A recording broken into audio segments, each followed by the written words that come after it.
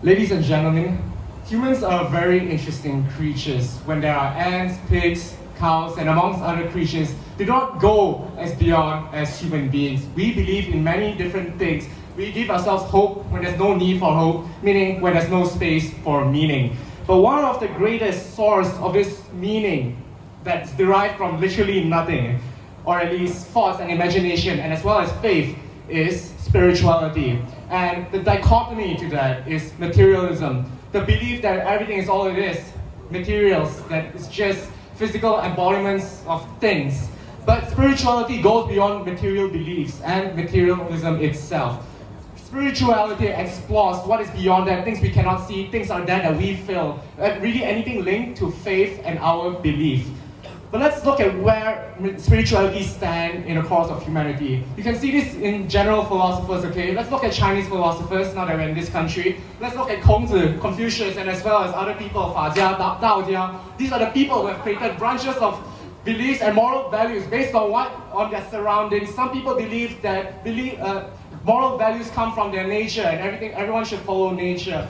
Some people believe that it comes from self and how they interact with this thing that do not exist but somehow do, okay? I'm no scientist in this, have a seat first. I'm no scientist in this, but people do find meaning, draw meaning, when even it does not necessarily exist. But we don't think existence is the importance here. That is materialism. What we believe in is spirituality. Let's also take a look very briefly at art. Look at Van Gogh, okay? Even when the whole world hates him, even when not a single, when he was alive, not a single thing on the planet, even ants can love him, he still found meaning in his art. He found an interaction between his paintings and as well as his natural surroundings and created art no one has ever seen, for example, Starry Night. And this draws in other examples such as karma in Buddhism, a happy place, not the material happy place, but the conceptual idea that you draw meaning just by being in a certain spot, animal guardians, and as well as a divine intervention. And my speech will explore a few concepts. Firstly, what it means to have meaning from materialism. Secondly, the trend of nihilism and what it's doing to human beings. Thirdly, what is the catalyst for creativity. And lastly, vulnerable groups. Let's look at meaning, okay?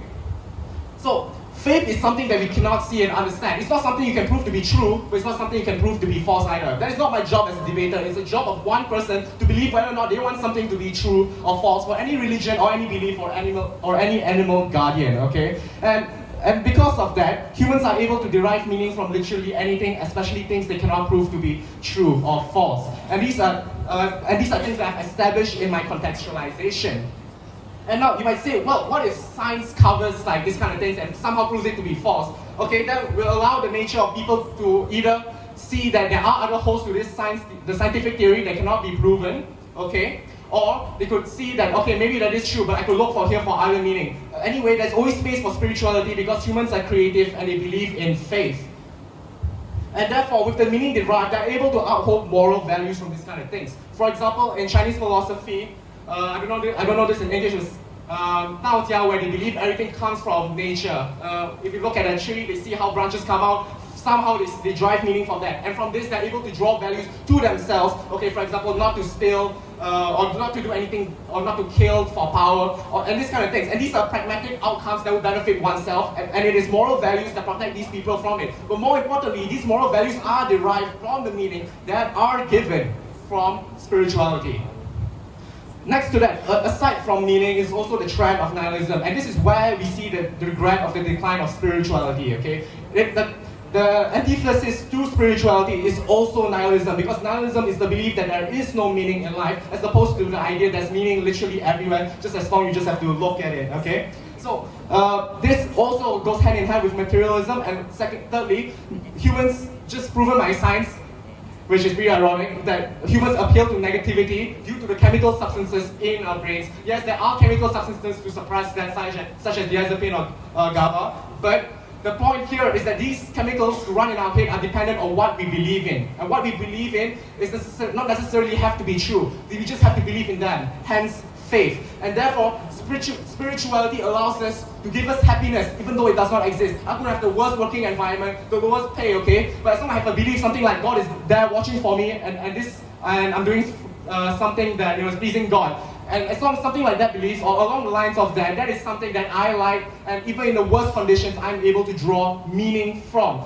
And because of the trend of nihilism, people no longer have are able to draw this meaning from nothing. So if in the same situation where I have low pay and I'm in a crappy job, here's what I'm thinking to myself. The world hates me, how am I here? What is the meaning to life? We're all gonna die, there is no afterlife. And it's this kind of thoughts that actually increases the chemical substances in our heads to make us more depressed in life and makes us resort to materialistic things such as drugs that depress depression, antidepressant treatment, and amongst therapies, and that do not necessarily help you, okay?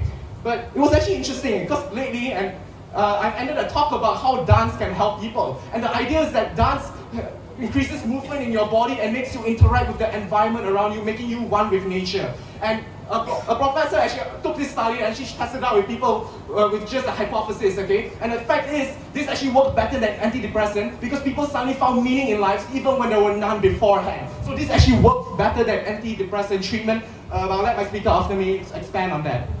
Furthermore, nihilism ensures that people do not become cruel because the antithesis to moral values derived from meaning is also cruelty derived from no moral values because there is no meaning. There's no reason for me to not, for example, steal that guy's phone right now when no one's looking and run away because I don't believe there will be an animal guardian to be punishing me. I don't believe that there will be hell amongst me. Okay? So to that, it is also, meaning also drives the catalyst for creativity, which adds to my point on why meaning actually makes us more happy. It is art that works hand with pain and suffering. And it's from pain and suffering that we can derive spirituality and hence meaning and therefore create artistic value, whether it's by dance, music, or visual arts, and amongst other forms of art. And this catalyst for creativity is a sort of healthy treatment for our brains, the way we think, the way we see our reality, and hence help us in the long term. Very lastly, this also helps vulnerable groups because these are the people who are placed into situations where they cannot escape, perhaps they're stuck in a cycle, or perhaps there's not much meaning for them in life. We tend to take it in the worst case scenario, but the more worse we take it, the better it is on our side, because there's more reasons they can find meaning in life. And this is exactly how orang asli people, poor people in our society live, because they always say to themselves,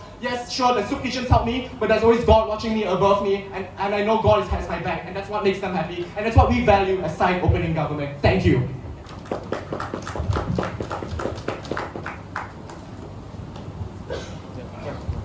Thank you. To kickstart the debate from opposition, leader of opposition, get here.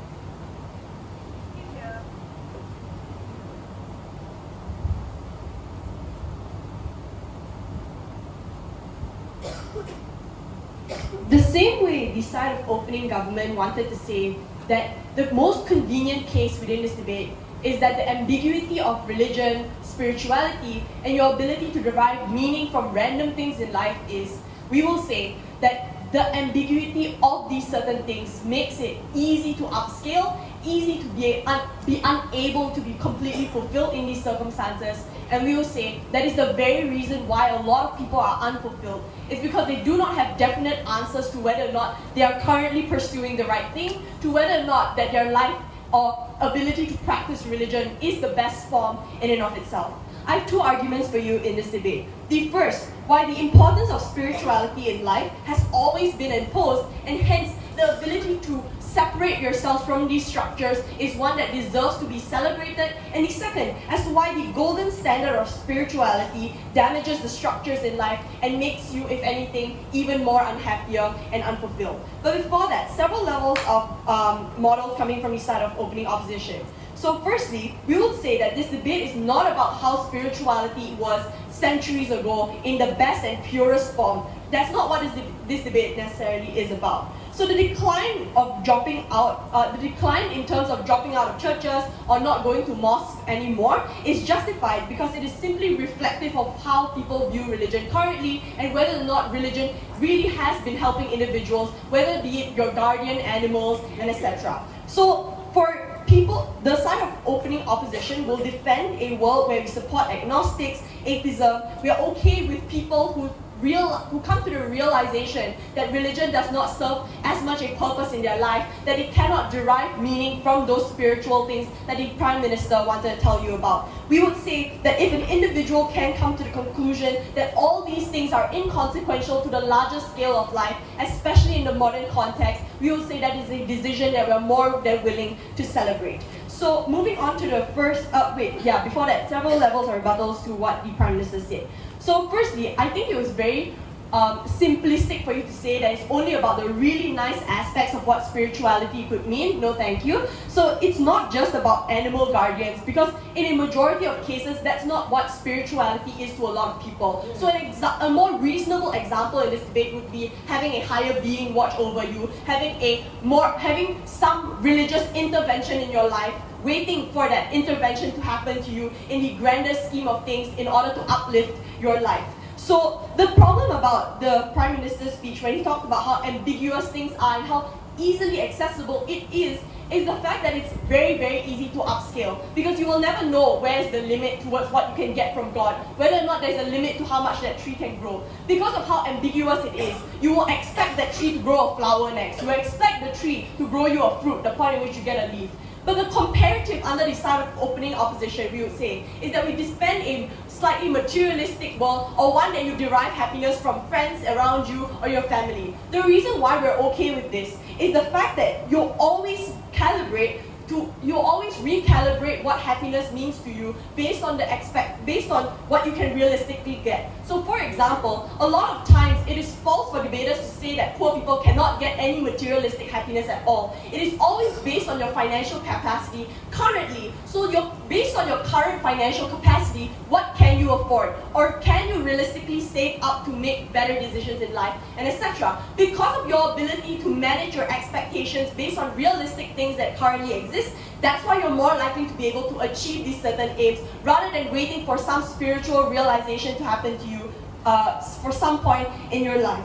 But also, the fact is, I think it was very problematic for him to say that that's why poor people feel great even though soup kitchens aren't that great. But it also means that in the other alternative, if you don't constantly ask for more, it is one where you're just content forever with what you're currently having because you feel like you're spiritually fulfilled somehow. This is also in their best case scenario where this person actually gets some degree of spiritual fulfillment, but then forgoes the realistic measures that they could possibly improve. So if they could improve soup kitchen provisions, they wouldn't, because they feel like they are necessarily provided for in the spiritual realm. But also it could mean that your family is starving, or your family physically and currently feels lesser than what they deserve. Before I move on, yes? You said that people are unfulfilled because they don't get answers from spirituality. But how do they get answers when there's nothing that they can refer to about why they live or what they're living for? So that literally leads me to your worst case scenario where you don't get answers for things and you keep asking for more in this circumstance, because there is no standard to what is the fulfillment level or what you can reach. That is why you will constantly ask for more. First argument in this debate, principally why the importance of spirituality in life has always been imposed, and hence the ability to divorce yourself from these structures is a decision that should be celebrated. So on the first level, entering a religion, or at least some belief structure or spiritual structure, has always been coercive in its largest forms. Your family tells you that this is the best version of things that could possibly exist, or you should go to church every Sunday, and etc. Because of these structures that force you in upon birth, a lot of times it is hard to break away from these structures, which means to say that there are a lot of ways in which people break out from this structure, but we would say that all these reasons and all the little things that bring people away from religion or have the courage to move away from religion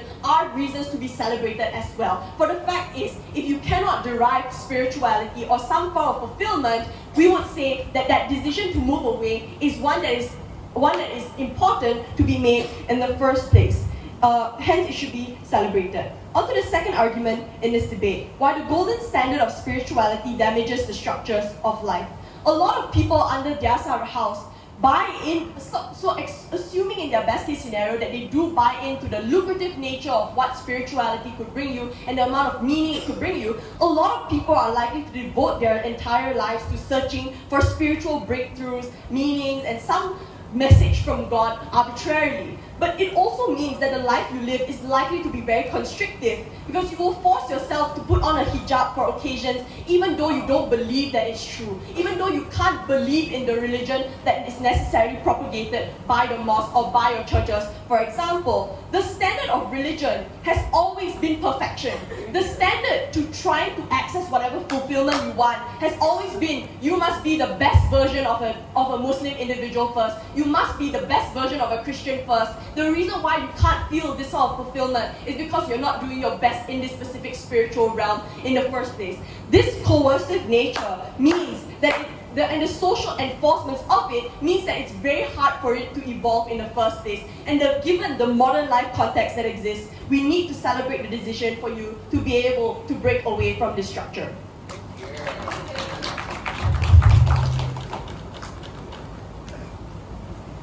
Thank you. I welcome Deputy Prime Minister. Here.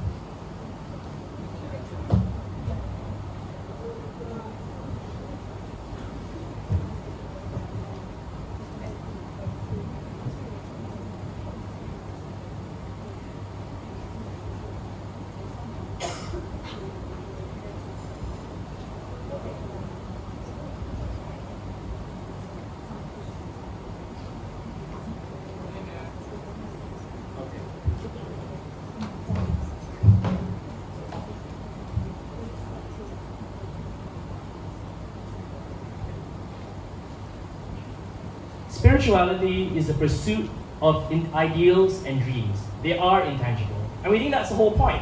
I think the problem with Leader of Opposition is that she ignored the idea behind why spirituality is wonderful and has brought meaning to many people. But also I think it's premised on this idea or a judgment that so long as the material conditions are terrible, then you should also feel terrible about the conditions that you live in as well.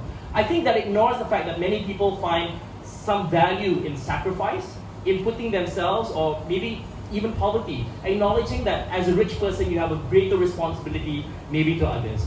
I'm going to talk about two things in my speech. I'm going to talk about the morale and the will to survive. I'll talk about a broader civilizational argument, but also talk about specifically underdogs and why the decline of spirituality or the increase of materialism has made it harder for underdogs to really thrive. Secondly, I'll talk about how the decline of spirituality has resulted in the decline of respect for others, and I'll talk about individualism and the rise as such. And I'll talk about how a lot of the roots of broader ideologies that talk about socialism or collectivism is premised on spirituality, this idea that we're all connected to one another. But before that, I have responses to the speaker before me. I mean, I understand where they're coming from. They say they want to support agnostics and atheism. But then they come and say that, well, these people believe in these ideas for the greater good. We would argue that the greater good itself is a spiritual belief. This idea that there is a greater thing that we serve by doing these very same actions. Then they say, well, you'll never reach it. And I think that's really kind of the point. Sometimes, or the absence of spirituality means that not having something to pursue means that there is no meaning to your life, or there's less meaning for you to exist.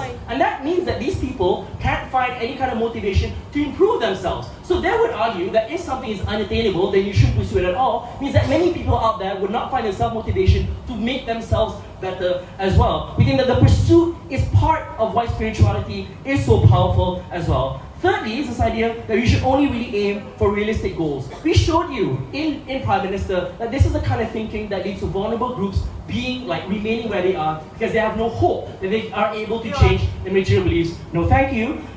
Those are the kind of beliefs that prevent, for example, that has very short-term thinking where groups of people are only willing to vote for people who promise them short-term material gains, rather than voting for people who vote for like long-term policies like Medicare or Medicaid. These are the kind of things that help generations in the future, because they will never see those benefits themselves in the present. So what is the metric then that opening government stand for? We believe that so long as people are happy and able to find meaning, but even if they never really achieve it, we think that's really quite good. The trade-off that we're willing to take is that even if like the material benefit is traded off, so long as they feel included, so long as they feel that they have purpose, we believe these are the kind of things that spirituality, well, the regret has really made it far harder for these people to really achieve. But lastly, this late idea coming from leader of opposition about damages structures of life. Firstly, she presumes to judge people who wear hijabs as people who should feel ashamed or part of like this idea that, you're constricted and you should be constricted by this religion. But secondly, and this is quite ignorant also of Islam, Islam tells you to do what is easy before what is hard. Because even Islam and other spiritual beliefs recognize that, yes, of course, there's an unattainable ideal sometimes, but there's also steps in which you can take, pursue knowledge, pursue practices, daily practices like Tao and all those kind of Confucian beliefs, and allow people to at least make material, if incremental, increases in their very life. Even if it's premised on a fiction, supposedly, that these things don't exist, at least it leads to a material benefit, even if we're operating on that premise. CO had a POI. No? Yeah. Yes, what is spirituality? We kind of define it in PM, like it's the belief that there is a world other than the material world, and that we are all connected to one another. Like that's, I don't know if you're listening. Okay, so let's move on, dealing with that, let's move on to this first idea of morale and the will to survive. Ibn Khaldun said that the civilization strength is the collection of beliefs that holds it together. This means that this is why, for example, when you see like ancient times, you had groups of nations that were willing, to fight for themselves, because this is the nature of humanity. We live in a state of constant conflict. This kind of spirituality enabled them to have morale, for underdogs to be able to fight innumerable odds all the time. And this is important for the most vulnerable people who face innumerable odds even today, right? We think that even today, like the people who have spirituality are the ones who are most willing to fight. This includes people like Palestinians fighting Israelis, even facing the material harm that they face, even though they know they face a hopeless cause. The problem today is that, and you notice when you talk about like liberal democracies that have become more materialistic, is that a lot of them have lost the will to fight for their culture, or to fight for their own country, and recognizing that there may be existential threats to it. This has come from a decline of spirituality and an increase in materialism, because you value your own life over the lives of others, or you value it more than the rest of this idea of what a nation really is. So in the end, the decline of spirituality has made it harder for countries to defend themselves, because that's when you see a decline in like people willing to stand for armies, people willing to defend their very country. And we think that's very problematic today when you talk about like there are many threats out there, such as non-state actors. So I think overall, we think the decline of spirituality has actually made it harder for nations to unite, but also fight against threats to itself. But secondly, it's this idea of how it's led to decline the respect for others. We think the very problem of like the rise of materialism or nihilism is also solipsism. This idea that the only thing that matters is the self. There is no universe other than the self. And that's the result of materialism, because the idea is that there's no such thing as a soul, because your mind is just a manifestation of what your brain tells you of chemicals. But what has also resulted is that people feel really unhappy today, because they feel like they have not real connection to others. You are competing with others for things such as social media likes, or being liked more than others, for things such as clout. What we'd argue is that spirituality, or declined spirituality, has led to less support for things like charity. Like we think that spirituality is a very important part of things like karma, this idea that we all have common ties with each other. Also, like we point out that a major part of the environmental movement is premised on spirituality. This idea that we're all part of one interconnected nation. And that's why, for example, like Aboriginal, native groups have very great respect for environmentalism. The problem today is with the rise of capitalism and materialism is that it's resulted in a disrespect, one, of the stories and the imagination or the beliefs that other people have that they are interconnected. But two, it's really resulted in material harm for the rest of the world, because you no longer believe that there are consequences in the afterlife or later on, or for your future generations for what you do today. At the end of the day, ladies and gentlemen, it's really a question, and we've argued with them on several premises. One, philosophically, conceptually, the pursuit of meaning does not require an end goal for you to actually have it. The pursuit sometimes gives people a means to which they feel happy. But secondly, even if they live in material worse bad conditions, we still think that having a world of spirituality makes it far more likely for them to climb out than without. Thank you.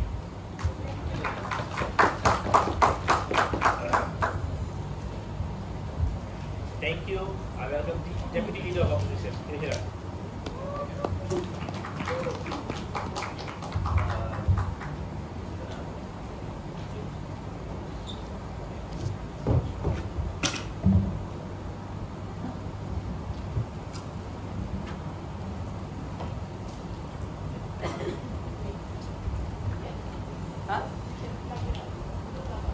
Put the plug up.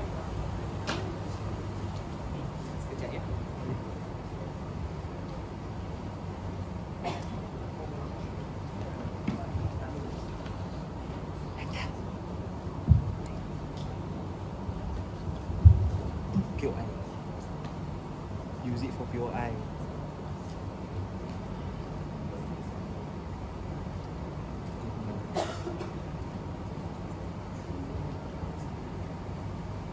As much as Mehta can say that materialism makes us selfish individuals and makes us self-absorbed and are more likely to be more centric around deprioritizing aiding individuals who are in need, I don't think there is any proper engagement from opening government to tell us why the standard of your life being standard of perfection, and why oftentimes the pursuit to constantly try to be perfect, that is oftentimes socially reinforced by your pastors, by your imams telling you that you're not Muslim enough, that you are not Christian enough, that you ought to wear a better hijab that covers your head because I can see that one strand of hair that God is going to shame you for tomorrow when you don't pray 5 times a day. That's the kind of suffocating narrative that individuals live in a world where there is high degrees of spirituality. So the reality is that in face of this level of scrutiny, and in face of people wanting to get the same reaping or benefit of spirituality, that they must get this standard of perfection, they must engage with that reality and tell us why that is a fair cost to incur onto individuals, why that in and of itself is a life that's worse off than a poor person who can perhaps turn to Lazada one day and buy a laptop table for their bed that makes them happy tomorrow. I'm totally not quoting things that I do in my entire life. But those are tangible, material things that you can reasonably do within your resources that can give you net changes in happiness without subscribing to the superstructure that is religion and spirituality. And we think that is the better comparative. I have 2 responses to do before I talk about 2 quick argumentations. The first with regards to the types of manipulation that happens in a world where individuals subscribe to high spirituality, and secondarily why the decline itself means that religion is more likely to restructure, and why the restructuring of organized religion is one that is a priori good for humanity. 2 responses. The first is an extension with regards to the standards of perfection. I want to talk about the extent in which why the standards of perfection in and of itself is very, very suffocating.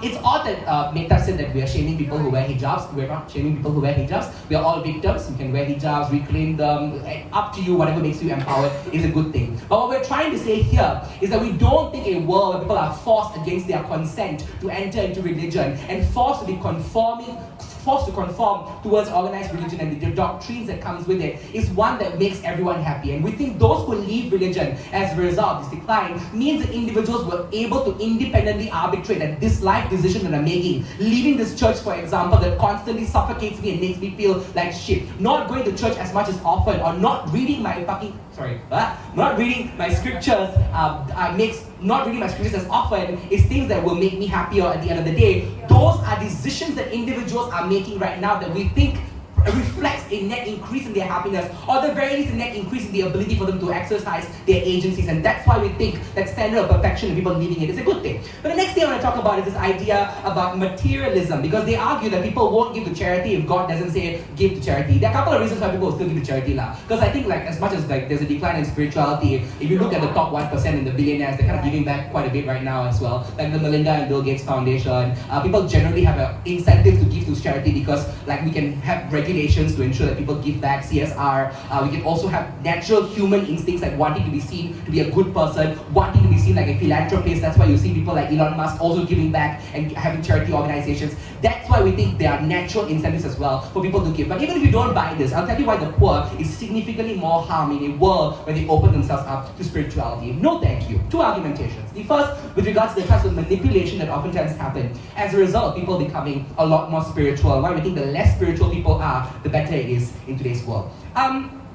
The one thing I want to answer that CEO talked about just now is what necessarily is spirituality and what does it mean to be a spiritual person? I think there's a common homogeneous trait. It is that you surrender part, if not complete versions of your rationality in exchange to just believe limitlessly. And I think that specific trait that people hold on to and hold as a premium in their minds is one that's inherently harmful for humanity because it allows people in the world to take advantage of that trait and do horrifying things to people. We think people gravitating more towards rationality and turning to tangible things and tangible beliefs is one that's significantly better. I'll take you in a minute. That's why we think we've seen the greatest quality that we're talking about spirituality here being manipulated by things like cults and organized religion we've seen. Let's talk about some examples and what we've seen happen in the world, right? During times of high spirituality, we've seen things like Jim Jones being able to promise people that there's another world and therefore we should all transcend together, which led to the Jonestown massacre that killed children who couldn't even consent to religion. We saw things like the moon cult in South Korea that has so many sexual violations because people were told that you ought to give parts of your life up because there is a greater being out there that you ought to do things to make yourself happier for, leading people to feel like filthy people because they were sexually violated, but still also hoping that there will be something that comes after life, or hoping that God or the higher being will give them some change and exchange to believe that there's something that they're getting in exchange for this. But even within organized religion, I don't want to talk about cults too much, I guess it's a low-hanging fruit a bit, right? You can talk about the types of organized religion and the ways in which they've done this. This looks like telling poor people within religion that suffering is good, that the more you suffer, the more God will credit you in the future. This is what we saw in Mother Teresa when she literally told all the poor people in the hospital and the sick people in the hospital that you ought to be sick further because the more you suffer, the better it is for you and God will love you more. All in exchange so that she would be seen as a humanitarian person who got away by calling herself a saint. We see Mahatma Gandhi touching his nieces and saying it's all for the spiritual good of society. We see penances within Catholic structures saying the poorer you are, the more you give, which is the proportion of your life, the greater that sacrifice is, and that means you get into your heaven or hell or you feel good. But all in exchange to no certainty in this life that there is something in the future and the constant doubt that riddles you because you're constantly giving up and never having sure. You say spirituality traps people through things like organized religion, yet your LO said that ambiguity of spirituality means we can find meaning anywhere. Isn't that the opposite of entrapment? No. The motion is this house regrets the decline of spirituality in the modern life. If we're talking about the decline in the modern life, predominantly discussion is about organized religion and people leaving them. It's not a just general spirituality debate. It's about the world right now and the types of lack of spirituality that we're seeing right now. But second argument with regards to the restructuring of religion and why we think that's good only through the decline. We think the way in which sexual minorities, and I'm running this argument right now, and gender minorities and people like sex workers are able to get better religious structures than the ones that they are coerced and thrown into is through things like threatening the Catholic Church and mosques through the decline of numbers. We have seen a direct correlation with the decline of followers and the types of restructuring that the religious organization that has historically never been able to say that we're willing to change our doctrines and make them malleable at all. This looks like the Pope saying things like we're okay to maybe gay people turning up to churches, which allowed for some queer-friendly spaces for people who are queer, who identify with religion by virtue of not consenting into it, to turn up to churches at the very least without feeling like they're going to be socially ostracized at the end of the day. So we think, in conclusion of the opening opposition's case, we've told you why religion restructures to be better, but we've also told you why people who do leave religious structures are people who benefit better because they've individually been able to arbitrate what makes them happier off at the end of the day. Happy to stand on the side where people are less suffocated. Thank you. We can start the debate from the closing half. I welcome member of government. Here.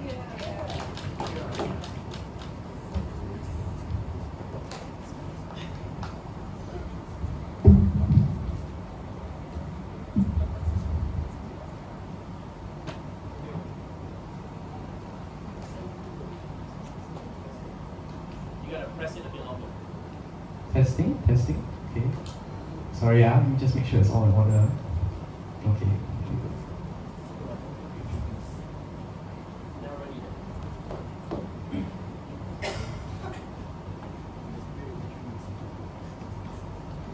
Panel, all of human existence is suffering. We on CG think the one purpose of spirituality is that it alleviates suffering across a cross-section of demographics. Doesn't matter where you live, what social structure you are in, or what are your lived experiences. Most of my rebuttals will be integrated and I'll only accept POIs at 5 minutes, 50 seconds. Why is to live to suffer? At birth, you are cursed by the birth law 3. That it doesn't matter what you do, you are a byproduct of where you come from and the families that you are born into. That your life is subjected to a life of mediocrity. I mean, most people's lives are subjected to a life of mediocrity, that you'll probably never achieve the huge amount of success the oppressive society tells you is the standard of success, right? There's a perpetual struggle of needing to climb upwards from the family you're born into. 2, when you enter into adulthood, the problems associated with self-worth, right? Notice that in the modern day's time, the standards of worth are particularly oppressive.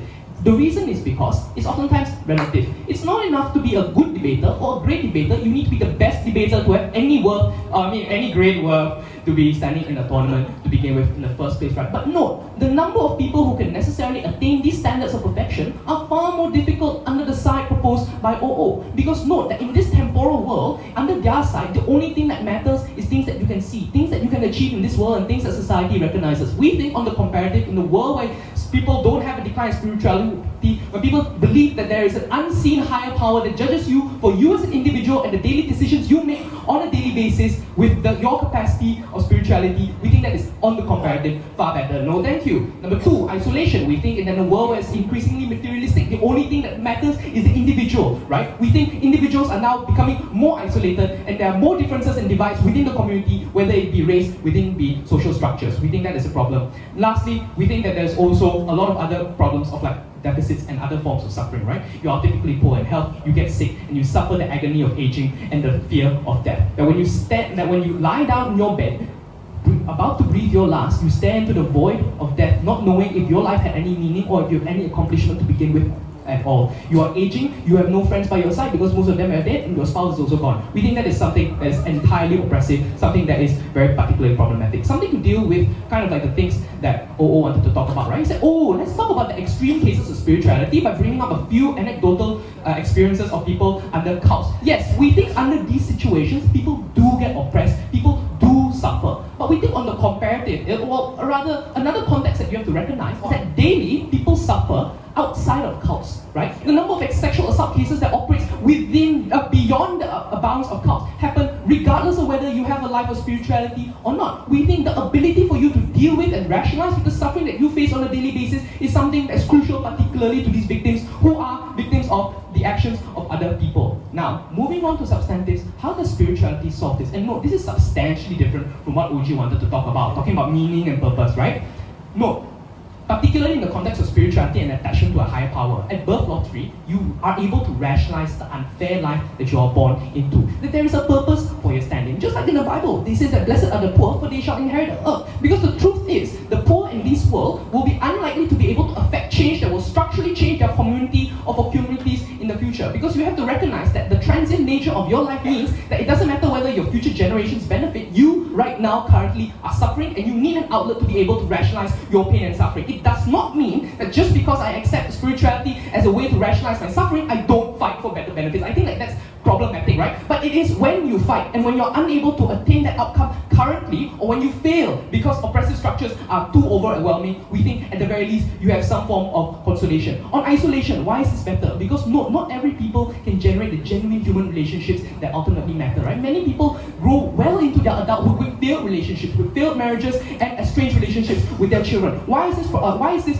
on a comparative better under spirituality? Because at the very least, even when you are alone, even if you are Hakiko Mori in like living in the bedroom apartment of your parents, you realize that there is a connectedness with an entity that's a higher power, right? That even if you can't build human relationships, at the very least, there is an overwhelming, that there is an unseen power that you are connected to, and that you're connected to the wider universe of existence, right? But more nuanced examples would be like, I think spirituality is a very important thing that ties communities together, right? It creates an additional unifying bond that transcends physical differences, transcends socio-cultural differences, right? So we think that this, on the comparative, is better, given the fact that their side wants to propose a world where your meaning is constructed upon the individual, upon your ability to attain certain success. Now, how do we go on into, for example, talking about suffering and death, right? Particularly because unlike them wanting to talk about a specific group of people, we think suffering afflicts everyone at all ages, regardless of where you live in, regardless of what gender you are. It is the ability for you to rationalize the pain as something that is temporary, right? That even of all the injustices and the oppressive structures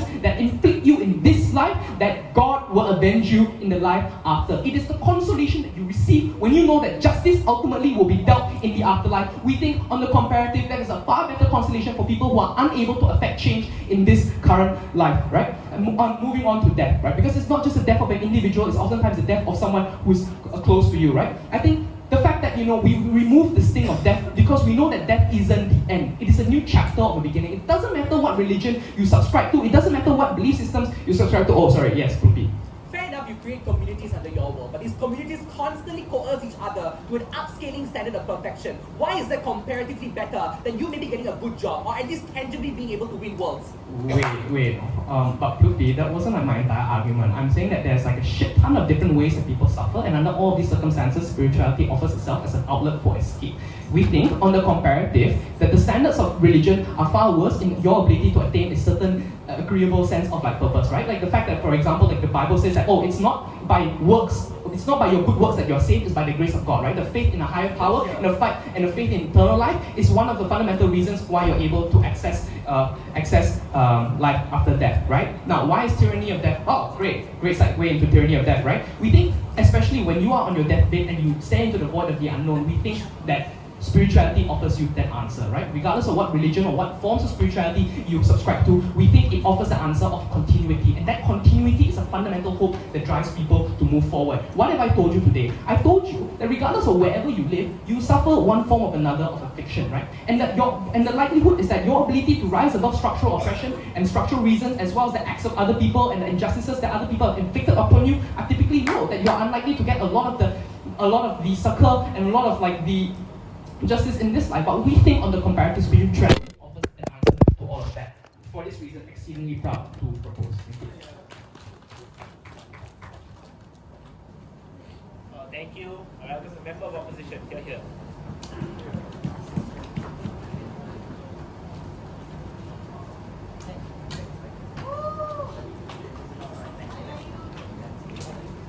Sure? Oh, okay.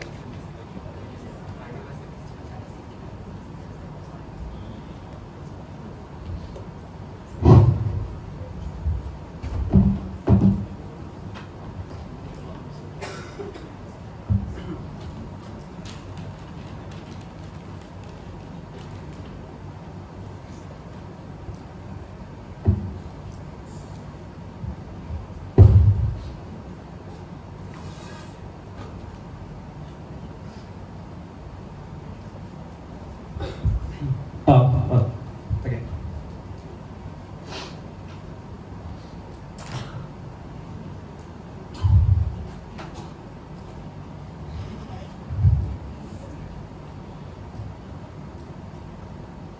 Spirituality does not look good.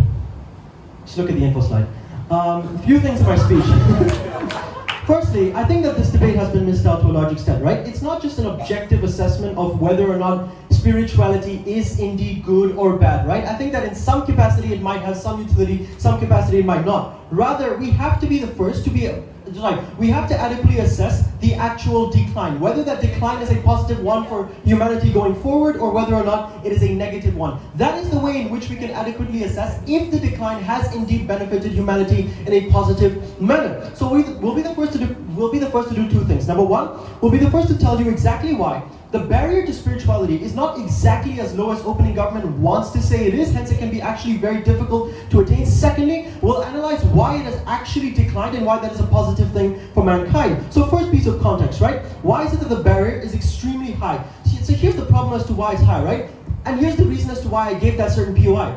You can't define spirituality. It is very different across the board when it comes to different ideologies. For example, even within Islam, right, the concept of spirituality radically changes depending on which form of Islam it is. If it's Sufi Islam, you get spiritual through things like cultural music, performances, etc. If it's conventional Islam, you get more spiritual through things like connection with God and prayer. It is significantly contradictory and different to one another. Secondly, also note that across like the board in global communities, it's also different. Confucius has a different definition, etc. Thirdly, note, the process of attaining it can be extremely difficult for various different reasons. Number one is that there is no set end goal, right? It's very difficult to attain it's very difficult to ascertain exactly at which point you get spirituality for various different reasons. Number one is that oftentimes the process of attaining spirituality often includes things like isolation. And this is something that does remain consistent across the board, right? Because oftentimes various different schools of thought or religion, it's not just cults, right? Like, let's be more general. It can be different schools of thoughts. It can be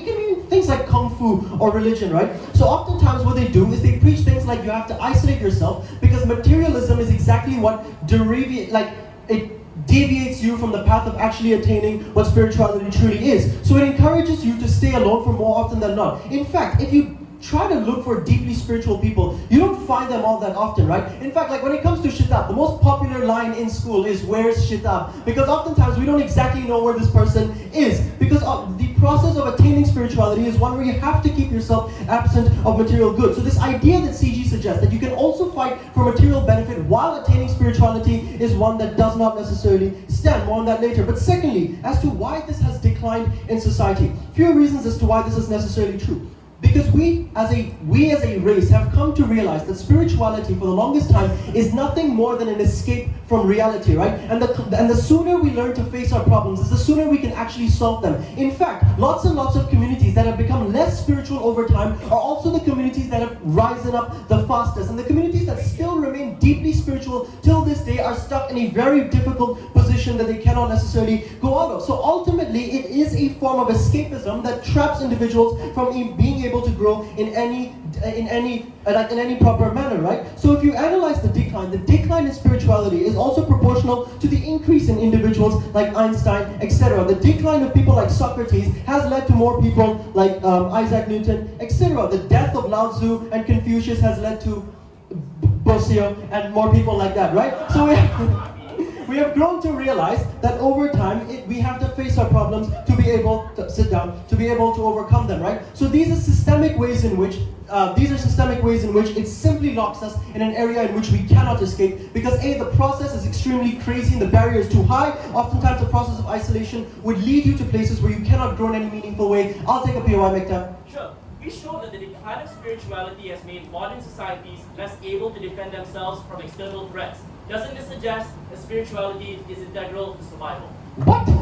It has made you less capable of facing physical threats. We are in a much better position now to be facing lots and lots of threats than we were a long time ago, right? When there was an enemy state attacking us, we have things like weaponry, etc. to defend ourselves now, as opposed to like simply just praying that things get better. Firstly, why the material world has redefined the concept of happiness to become one for mankind's benefit. Closing government has contended that living is suffering in every single second possible, right? Like maybe you might feel this way in this tournament, but that's just not true for the rest of the life, right? But also note that, okay, let's assume this for a second, that living is suffering and attaining spirituality is your way out. Here's why this is problematic. This is the same rhetoric used by individuals who tell victims that they just need to pray to overcome their problems, right? This is literally what leads to communities resulting in things like complacency that doesn't actually find adequate solutions for individuals who have been victimized, rather uses spirituality as a way to deviate from the issue. Why is this true? Because number one, note that spirituality is a powerful mechanism to not have to solve any problem. Because the process of attaining it is so long and tedious that the victim isn't going to come back and ask you for help anytime soon. They're going to be lost in the process of pondering and reflecting over endless questions that never find any meaning. But secondly, this idea that you can still fight is almost nonsensical because the process of attaining it is one that is extremely long. Within that time, people lose lots and lots of crucial years. For example, when you talk about monks and whether or not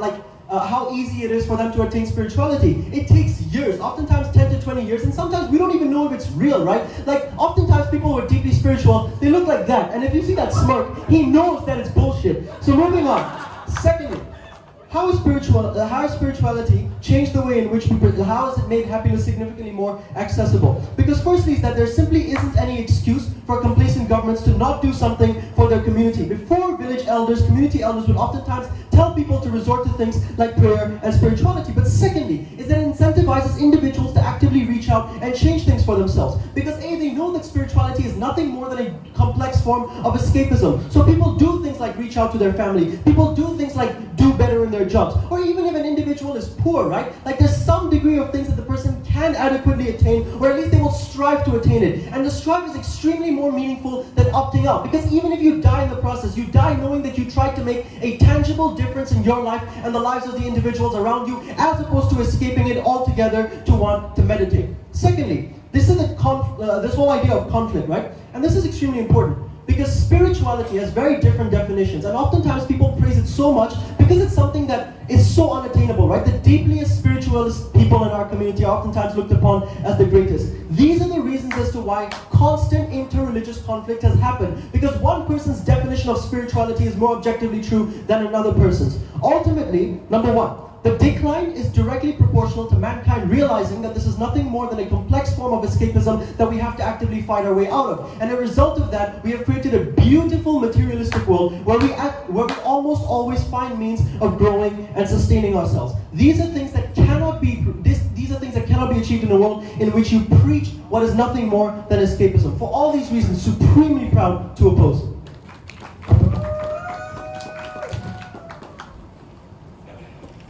Thank you to end the debate from that government. Welcome. Government whip.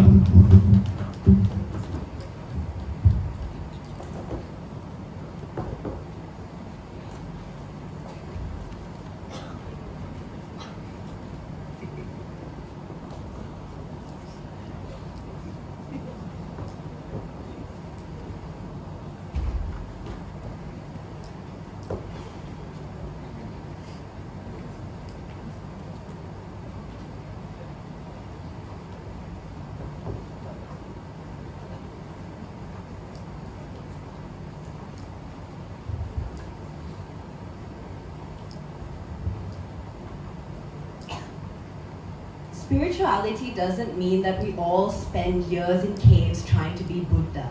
We think that that is a false characterization on the part of CO, where they come and base their entire case on how spirituality takes too much time for people to attain and that the barrier is too high. The kind of spirituality that we're talking about, and we think that is fair to talk about in this debate, is the idea that there is a higher entity, the belief in something beyond yourself, the belief that even that the world is run by an energy that you're part of, and that you're just like a small part or cog in a wheel. This is all part of spirituality. We do not think that spirituality means that you have to be like a monk or a priest. Moving on, so we are the only house in today's debate that have actually told you how spirituality actually changes people's ability to live through their daily struggles, and how they're able to alleviate suffering, which we think is the most important impact in today's debate, because it is true that everyone has suffering that they go through at different degrees, at different points of their life. The ability to deal with this suffering is something that CO exclusively brings you in today's debate. So, why do we say this, right? Because we say the reason why in modern times, especially the decline of spirituality is problematic, is because if you look at modern context, right, we see that things like isolation, feeling of loneliness, feeling of self-worth, and depression that results in that, or the fact that we see news every day that highlights how shitty our world is and makes us feel like there's no hope, that the fact that we don't have any way to rationalize this, the fact that Greta Thunberg can sit out on the road every single day but not get any policy change, means that when we have to deal with these sufferings, when we have to deal with the problems and the depression that we feel every day, spirituality is the only way in which human beings are able to properly rationalize this and actually live in this terrible in these situations that they do. So I'm going to go house by house and explain why we win over each house in today's debate. Firstly, with OO.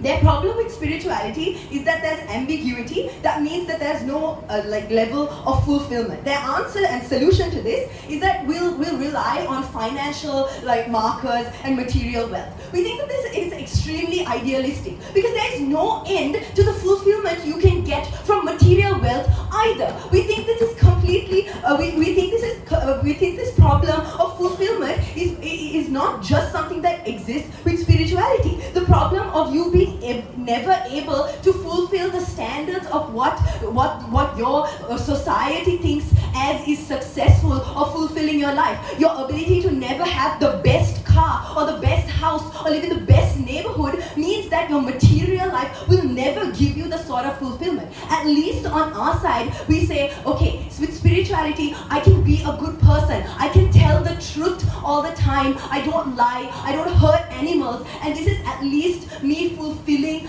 some the standards of what my definition of spirituality requires of me. We think the ability to find fulfillment in the fact that you tried to live a good life or what your spiritually considers a good life is far more attainable, and we think that it is a false characterization on the side of OO that spirituality means perfection. We think that the bar is generally lower when it comes to spirituality than relying on your own metric or society's metric of what a fulfilled life or in terms of material goods is. Secondly, they tell us about coercive religious structures and that people are going to be are forced into religion, and that's why we don't want spirituality. People are going to be forced and coerced into anything or into different things regardless of organized religion. We agree that that religious institutions are problematic, but we think that people who are stuck in those religious institutions, people who are stuck in communities where they cannot leave,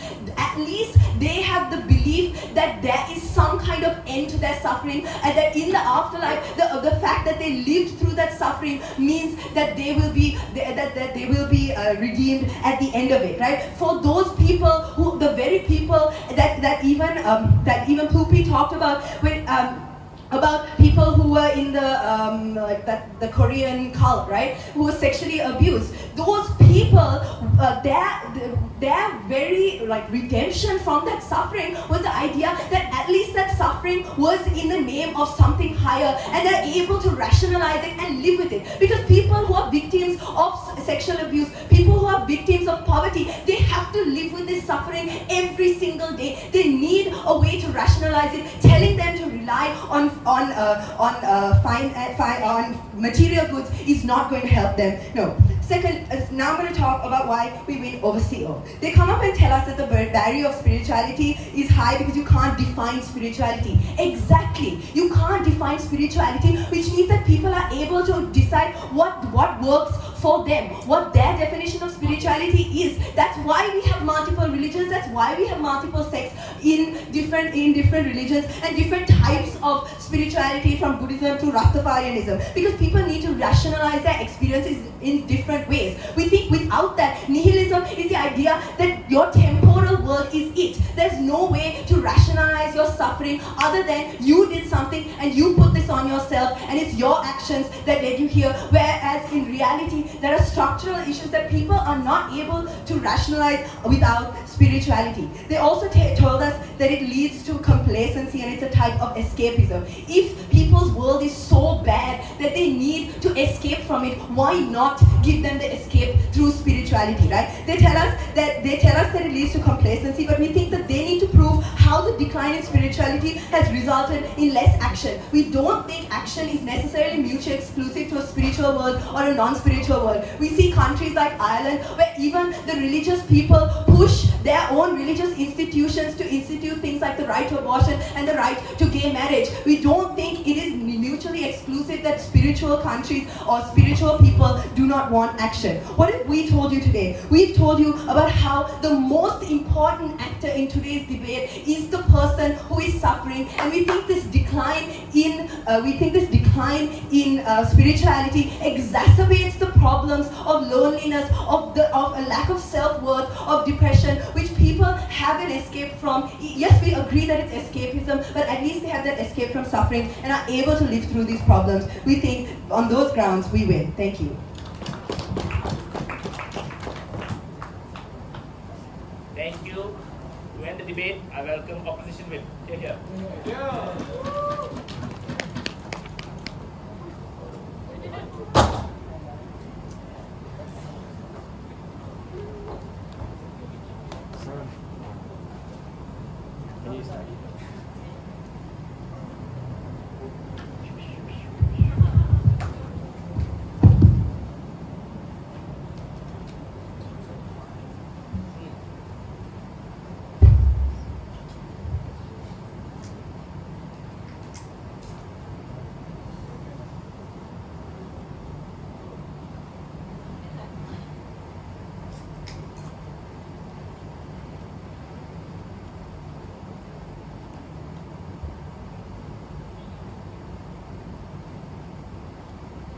I'm going to take this debate all at once.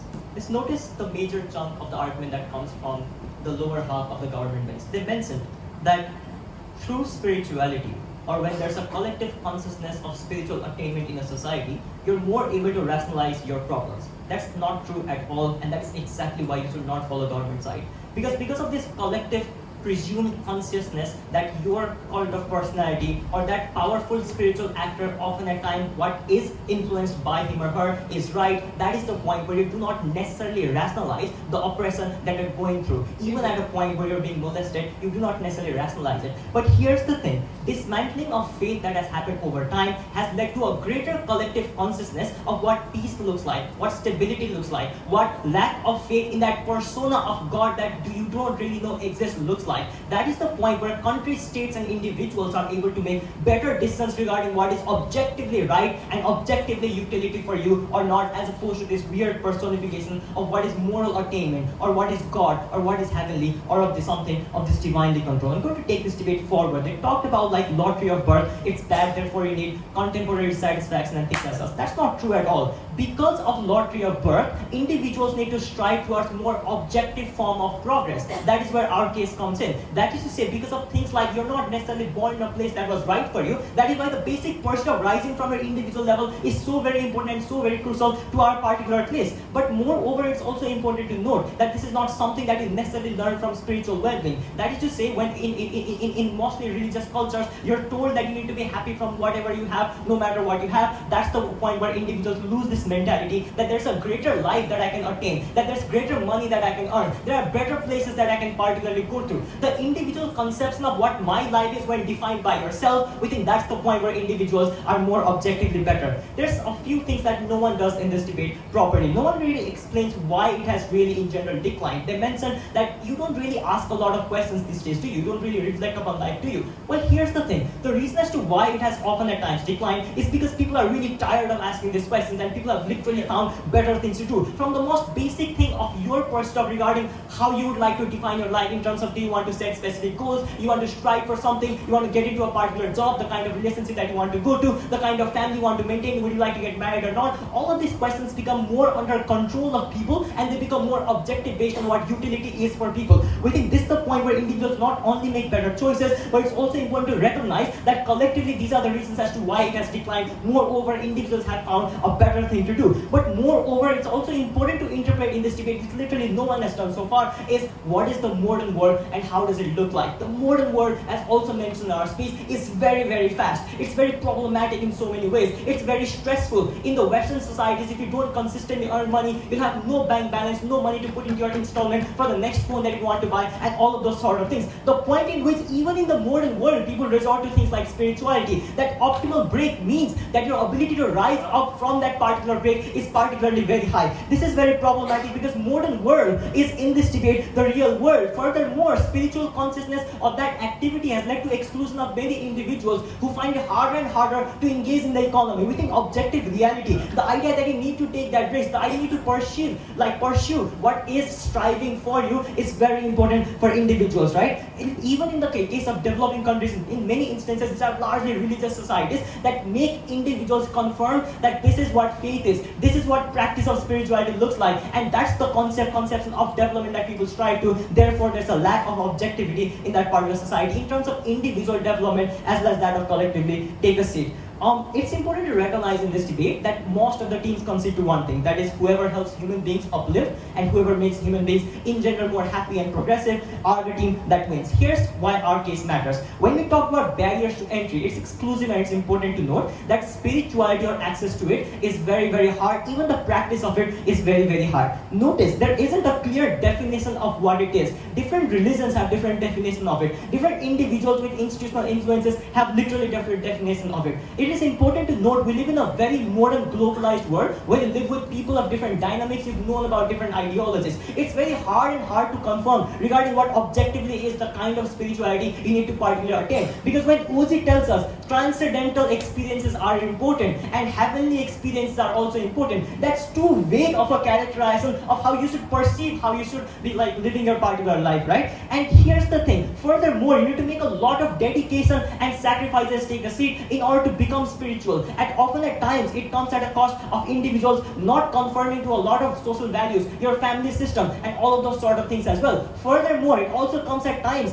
comes at a point where you're like, where you need to isolate yourself from a lot of things, find solitude and a lot of those sort of things, right? In general, it's very, very hard. It requires dedication, it requires sacrifice, all of those sort of things, which means as an alternative, there are many other things that you can cater to. The modern world has a great concept of what you can celebrate, what you cannot celebrate. It has concept of family system. It has a lot of concepts and practice of what makes you happy. The attainment of progress, the attainment of job. I want to find this particular thing in life because it objectively makes me happy. The access to happiness beyond spiritual barriers are more accessible and they're more objective in nature. Hence, people's ability to pursue it is also much more higher. Opening.